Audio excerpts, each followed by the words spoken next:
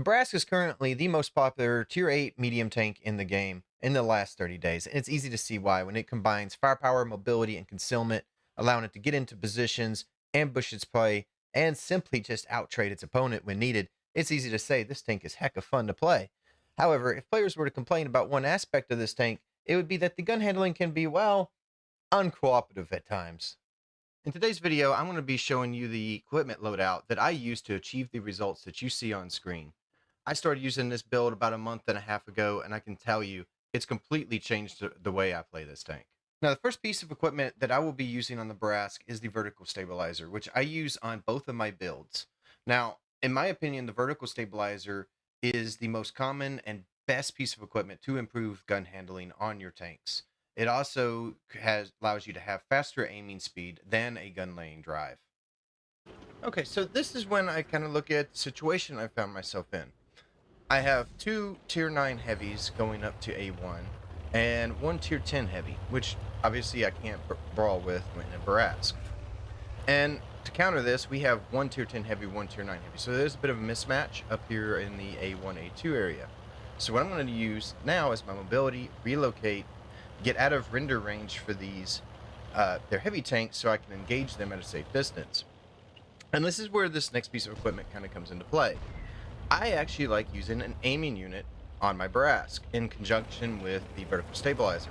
Now, I do know some players will say, hey, an aiming unit doesn't really do anything with how accuracy works. However, it does, I think it does. And, you can't really tell me that it doesn't help at all. I think, yes, I only hit one of those shots right there.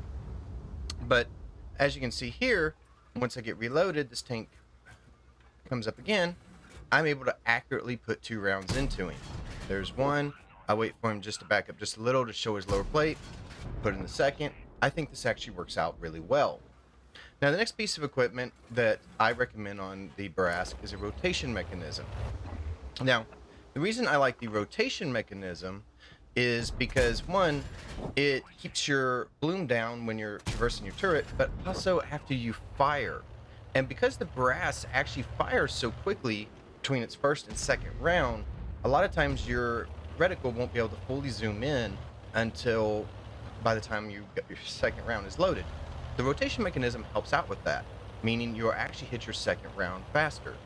Now, this is where the playmaking thing comes into the Bourrasque. I'm able to get up here in position now that we've kind of trimmed these heavies down a little bit, finish off the T-77, finish off the Type 71, and the Bourrasque is so much fun. The fact that you could even do this in a match, I'm already up to 2,500 damage. My team's able to finish off the 257, and now I need to go in and flank. As you can see, most of their team looks like they're on the K6 line. I'm going to drop down here, and you're seeing me right here, just using the terrain. This is big rock right here I'm going to kind of approach up to. This is just basically something to prevent people from seeing me. You saw a tree drop up ahead of me, so I know someone's up there. And I'm just going to dive into this crevice, and oh, look what I found. And look at this. There's almost no bloom with the rotation mechanism. Able to deliver 2 accurate shots. And that's really the thing that's helped me out the most with this build, is it's not that I'm just hitting the first round. It's now I'm hitting the second round with more consistency. And up to 3,300 damage. I know there's a tank up here. It looks like it's the Nomad. And I'm at full HP, so I know I just straight up out-trade him. Someone put a round into him. Boom, dead. And now I'm just going to advance on up into their base, find their artillery, because it is the #1 class I like to kill. And on this map, they can't drown themselves, so that's a good thing. And as you can see, once they get up here, I'm not expecting another medium. I thought this aimbot was kind of went down to the K line, but no, there he is waiting on me. But I have a faster reload than he does by just a little bit, able to put 2 rounds into him. Okay, so for my Bourrasque, you can see that I'm running bond equipment. If I'm going to put bond equipment on any tank, it's going to be one of my favorite tanks in the game. It's expensive, it's hard to come by. And for this, the improved aiming sight you can get from Onslaught when it comes back up. You just have to reach bronze. The rotation mechanism, you do have to reach silver in Onslaught to get. And the vertical stabilizer you can buy straight from the bond shop. Now, if you're like me and you don't like Onslaught, it's at least worth it to do to get the equipment. Highly recommend it.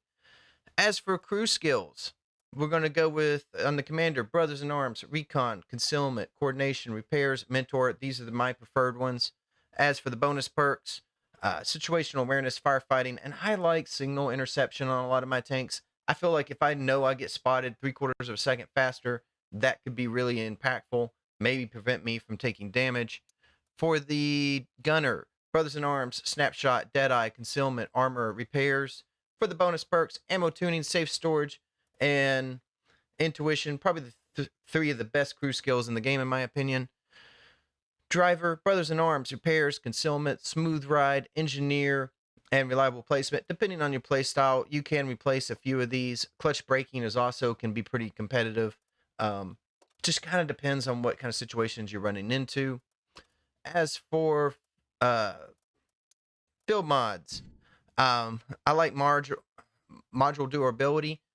Decreasing the penalty to a damaged gun or a damaged engine could be the difference between you getting more damage into a match. So very important, in my opinion. Improved sight. I don't know a single tank that doesn't actually take improved sight. So if you can think of a reason why you wouldn't, let me know in the comments below. And of course, for the third crew skill, we're going to take anti-reflective coating. Concealment's just really nice to have on a Bourrasque.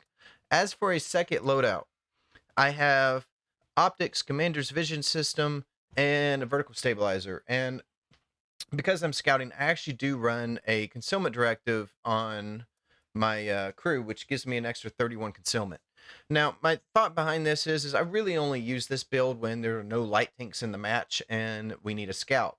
And therefore, I'm not generally expecting to run into other scouting mediums that much that can outspot me, which is why I don't go with the exhaust. I like to still have some combat capabilities, and running the V-Stab on my second loadout kind of gives me that option throughout the battle. Um, Let me know what you think, guys. Try this build out. Let me know if it works for you in the comments below. And as always, good luck. Hope to see you in some matches, and keep tanking.